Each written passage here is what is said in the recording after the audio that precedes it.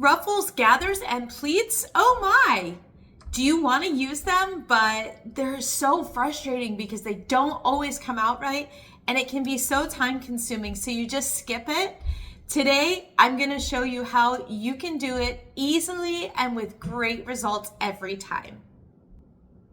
Hey everyone, good morning and happy Wednesday to everybody. I hope you guys are having the best day, the best week. I wanted to take this opportunity really quickly just to say thank you so much to everyone who has subscribed. We are really close to hitting, I'm really close to hitting my 100 subscribers by the end of February goal. So if you like this video, guys, consider giving it a thumbs up and subscribing and help me reach that goal of 100 subscribers.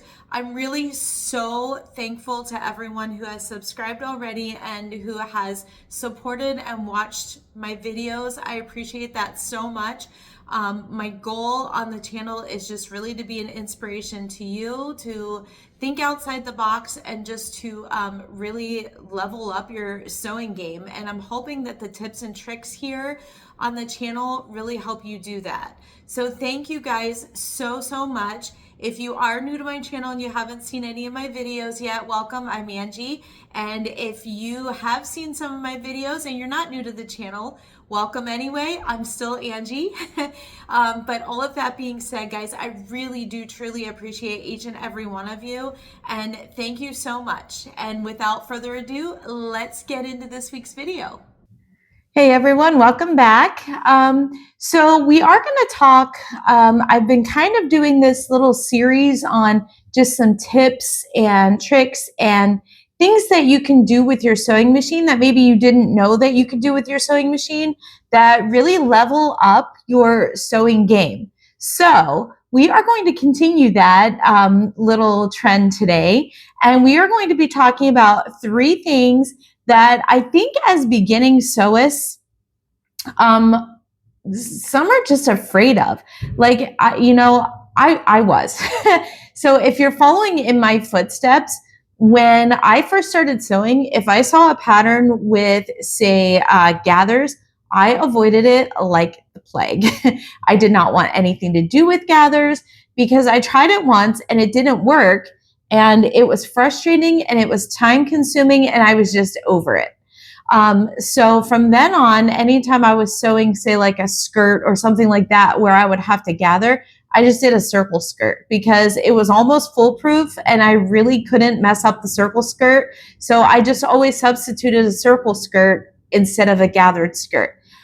I don't do that anymore. And if you are in the same boat as I am and gathers scare you, I'm going to show you today a simple, easy way to get great gathers every time, and it will not take you all day to do. Also, we're going to talk about ruffles. I'm actually going to start with ruffles because I think that that one's the easiest. And then I'll talk about gathers, and then we'll talk about pleats. Okay, so first up is ruffles. Okay, so ruffles are actually really easy to do. It's just 2 simple settings on your sewing machine, and you run your fabric right through, the feed dogs pull it right through, and you get a nice, great looking ruffle that you can add to, I like to add them to like the front of an infant gown if I'm making a gown for a girl, or sometimes I'll even add a ruffle to like a neckline on a shirt, things like that. And it's really a unique detail that you don't see a ton of, but it just really gives it that extra like oomph that makes your garment unique and just really makes it stand out from the crowd. Okay, so for ruffles, it's really easy. What I do is I'll just take a fabric that I want to use as a ruffle. For today's example, I'm just going to use this fabric, and I will measure how long I need my ruffle to be. So wherever I'm adding the ruffle, whether it's neckline, whether it's top to bottom on an infant gown, I'm going to measure where I want that ruffle to go. And so let's say I need a 10-inch ruffle. So I'm going to cut the length of my fabric piece 2.5 times what my finished measurement needs to be. So if I need a 10-inch ruffle, I'm going to cut my fabric 25 inches long. I hope that makes sense. And then for my ruffles, I do a 2-inch width This, again, your mileage may vary. Maybe you like a thinner ruffle. If you like a thinner ruffle, you can experiment and make them as wide as you like. And the great thing is I always use knit fabrics when I do ruffles, and they don't fray. So if you cut really straight, you can just leave your edges raw and it will look fantastic.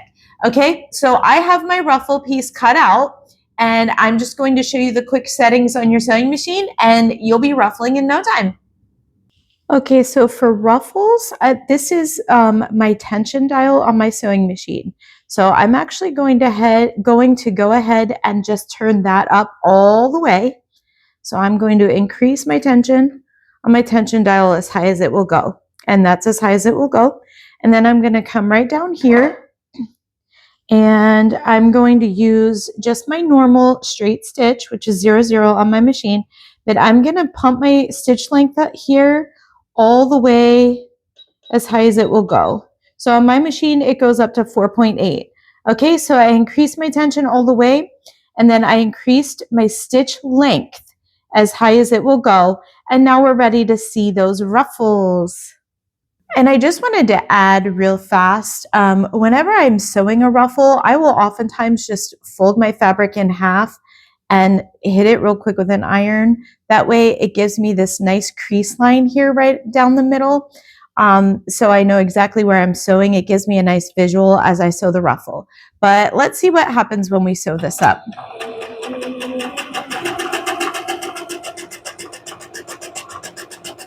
All right, guys, so you can already see, maybe you can't, from the back here. Let me take you around the back and let you see what's happening here. It's already starting to ruffle. So I'm going to go ahead and finish this one, and then I'll show you the finished product. And this is the finished product, guys.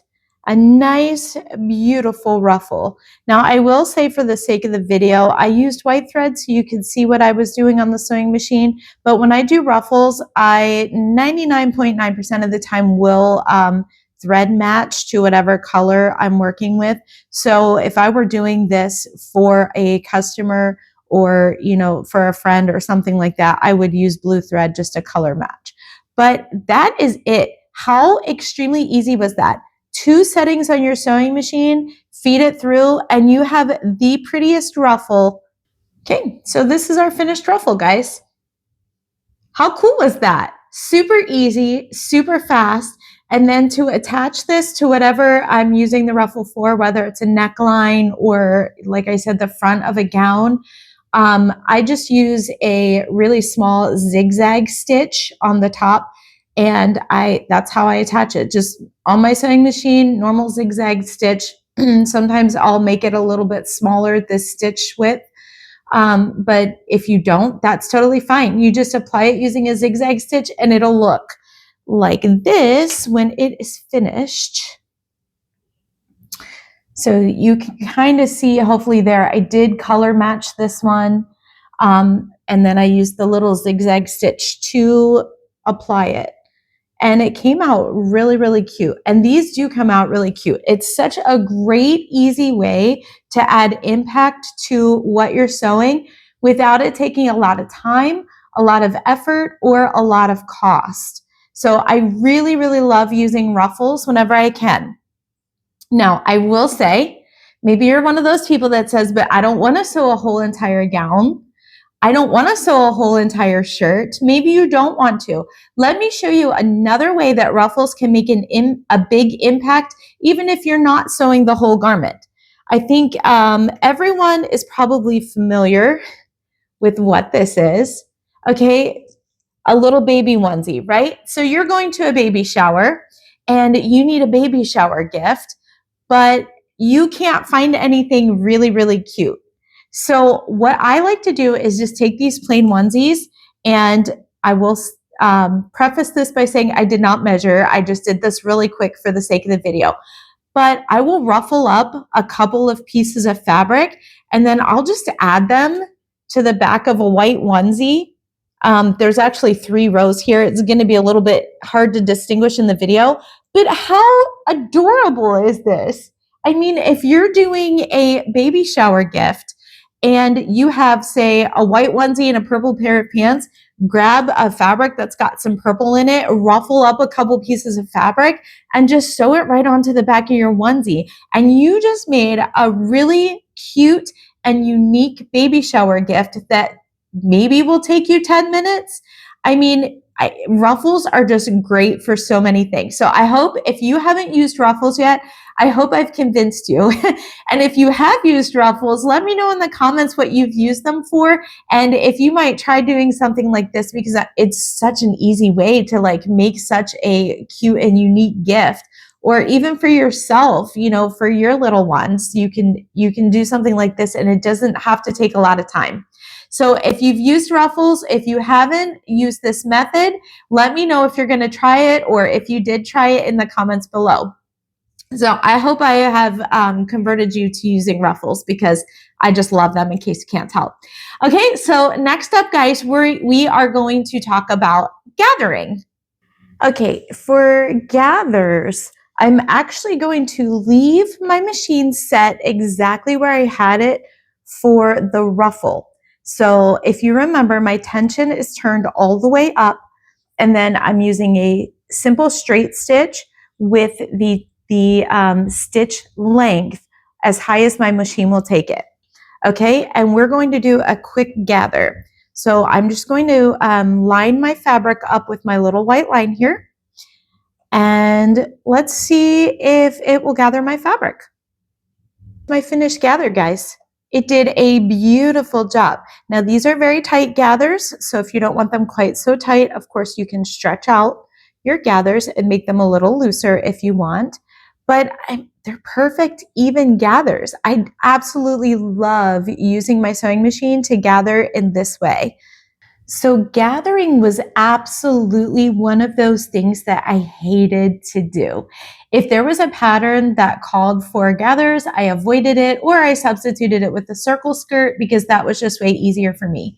And then, you know, I thought about it and I thought, I tried this once. I didn't like it. It was time consuming. I didn't like doing the basting stitch and then sitting there and pulling my threads and yada, yada. You know how you're supposed to gather. And I thought there's got to be a better way. So I was experimenting with ruffling. And then when I did the ruffle, I thought, okay, so maybe if I do this along the edge of my fabric instead of in the middle, it will gather. And lo and behold, we have gathering. So it's two simple adjustments on your sewing machine. You turn your tension all the way up, you turn your straight stitch as high as it will go, the stitch length, and then just sew right along the edge of your fabric. And it does gather so nicely. Obviously, this is just test fabric. It's not an actual dress, but if it were an actual dress, it would look super cute. And it took me half the time that it would take if I had done gathers with the basting stitches and pulling them. So hopefully you guys didn't know this already and I'm telling you something new, and go run and try it. And then let me know what kind of results you get when you do try it, because I think it's really easy. And now I don't run away from gathered patterns and I actually embrace them because I think it is a really cute look, especially on, you know, little girls. So I do really, really like using gathers, and I'm really glad that I don't have to shy away from it anymore. Zippers were kind of the same thing for me, but that's a whole nother video. So if you haven't tried this, go run and try it and then let me know how you make out. If you have tried this, let me know if you have any additional tips or tricks in the comments, and you know, and what your results were when you did try it. And the last thing that I was going to talk to you about today is pleats. Sort of similar to gathering, I just sort of avoided pleats because I could never get them to be like the exact same width apart. And so they always just kind of look scattered and not even, not uniform. And so I just sort of avoided it. But I saw this trick a long time ago, and I may have even seen it on TikTok, I'm not sure. And I tried it out and it works. So I'm going to show it to you in case you haven't seen it. And all that you're going to need for this is your sewing machine and a fork. Yes, a fork. Let me show you. Okay, so for doing pleats, I have my tension on my sewing machine back to the neutral position. And I am going to take my stitch length back down to like 3.5, 4.0, somewhere around there. Whatever I would use for just normal everyday sewing, I'm going to take my sewing machine just back to those normal neutral settings. Alrighty, and this is the fun part. So to do our pleats, I have my fabric just lined up with the side of my presser foot here. To make a pleat, we're just going to insert the fabric in the last prong of our fork right here, just like that. And I'm going to flip it, and then I'm going to flip it again, just like that. Line up my fabric, pull that fork out, and I just made a pleat. Because I have the camera right in front of me, it doesn't want to stay even, but if I were sewing without a camera, I think it would stay even. So let's go ahead and sew that pleat. I'm not being very particular here, but I'm going to sew that. And when I get to the end of my pleat, I'm going to go ahead and make another one right here. Just like that. I'm going to pull my fork out, sew that one up. And you get the idea, guys. I never thought that using a fork would give such great pleats, but it honestly really does. And if I were taking my time, I would make sure everything's lined up. But with a camera, it's kind of hard to do that, hold a camera and pleat perfectly, but you get the idea. So let me show you one that I have already finished real fast. Okay, so this is one that I had already worked on before I did the video. And you can see using the fork, guys, it gave me these nice, even pleats here. And I mean, they're a great size. They're like lined up right next to each other. And who would have thought a TikTok sewing video would actually be helpful? But it really is. I really love doing pleats this way because they come out even. And not only that, but it's such a time saver. And then once you're done pleating across your fabric, you just want to take it to an iron and just kind of set those pleats, give them a quick iron at the bottom to really set them before you would attach this to a bodice if you're making a dress or whatever it is that you're using the pleats for. If you're using it to make a skirt, then all you would do is just sew up the side seam, hem, attach your waistband, and you have a super cute pleated skirt. And it was so easy. So as you can probably guess, I really don't shy away from pleats anymore. I use them pretty often, and I do use gathers pretty often. None of them as often as I use ruffles. I ruffle everything that I do for girls because it's so cute. But who would have thought that a TikTok fork method, just seeing that when I was scrolling one day, would actually be helpful, but it really was. And so if you have seen the fork method for pleats and you've used it, let me know below, because I'm actually curious like how much of a reach that has had in our sewing community, and you know how many people like actually use that for pleats. And that's going to do it for this week's video. I hope that it was informative, and I hope that if there was something here that helps you in your sewing, you'll let me know in the comments, because that's the goal of the video, is just to help you be more time and cost efficient. You don't need big fancy sewing machines. You can do it all on your regular sewing machine. So I hope that is what this video brought for you guys today. If you have any other questions or comments, let me know down below. And if there's anything that you have found that works great for you that maybe I didn't cover in the video, let me know that too. We're a community, and I love that we share our wins and we share our struggles. And if there's anything I can help you with, or there's something that you feel like you can help me with, I am all for it. So just drop a comment. And also, guys, if you did like the video, don't forget to subscribe. I'm really trying to reach 100 subs by the end of February.